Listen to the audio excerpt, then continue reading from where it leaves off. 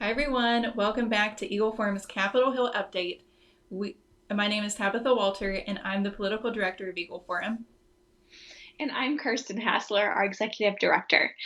This week, you may have heard a bit of controversy surrounding the National Defense Authorization Act, or more commonly referred to as the NDAA. The NDAA funds are meant to focus on providing for military readiness, supporting our troops, and our national security.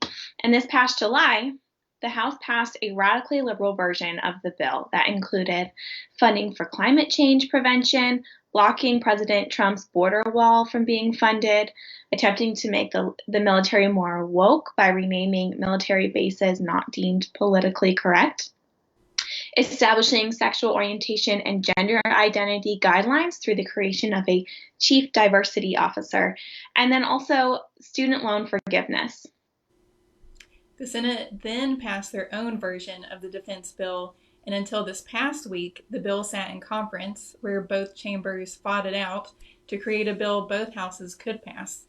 This bill, known as the conference report, cost about $740 billion and doesn't contain all of the House's radical wish lists, but unfortunately, some of it is still in there. For example, the legislation watered down, but it didn't necessarily remove the idea of the Chief Diversity Officer. It also allows for the renaming of military bases named after Confederate war figures. And it's not a surprise that President Trump has been vocally against this legislation and even threatened to veto it. He's asked for a provision including Section 230 reforms. Now, Section 230 of the 1996 Communications and Decency Act provides legal protections for technology companies over content from third parties and their users.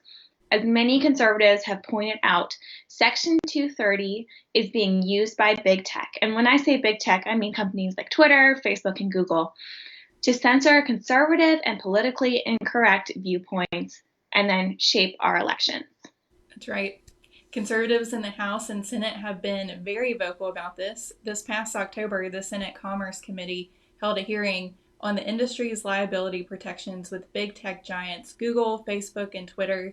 Senator Cruz from Texas blasted Twitter CEO Jack Dorsey over the company's decision to block the New York Post after they posted the Hunter Biden story. He said, "Who the HELL elected you and put you in charge of the media, of what the media are allowed to report and what the American people are allowed to hear."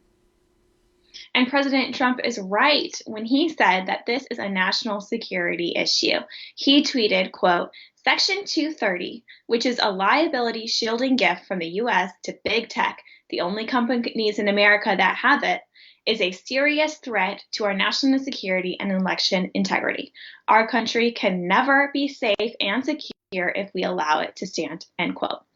And then yesterday, YouTube announced that it will start to censor content that, quote, "misleads people by alleging that widespread fraud or errors change the outcome of the 2020 U.S. presidential election, in line with our approach towards historical U.S. presidential elections.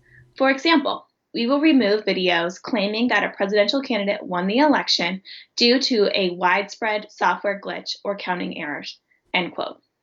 One can't help but wonder if YouTube is making a good faith effort to moderate its content, or rather using its Section 230 immunity to contribute to the media's calling of the Biden victory. It's not looking like our lawmakers will pause to add in Section 230 language into the NDAA conference report. The House has already passed the legislation with a veto-proof majority on Tuesday, and many Republicans have echoed Senator Inhofe of Oklahoma when he said that he supports a repeal of Section 230. But because lawmakers disagree on this, it can't be simply placed in the NDAA. But if President Trump vetoes the legislation, we are hopeful that it will make our lawmakers seriously consider the necessity to revisit Section 230. Now, I know that was a lot of information. You'll want to make sure you're signed up for our email list and following Eagle Forum's social media accounts so that you don't miss any updates on the NDAA and Section 230. And of course, thank you for joining us today for our Capitol Hill update. If you have any questions, please post them below. And we will see you next Thursday right here at 2 p.m. Eastern. See you then. See ya.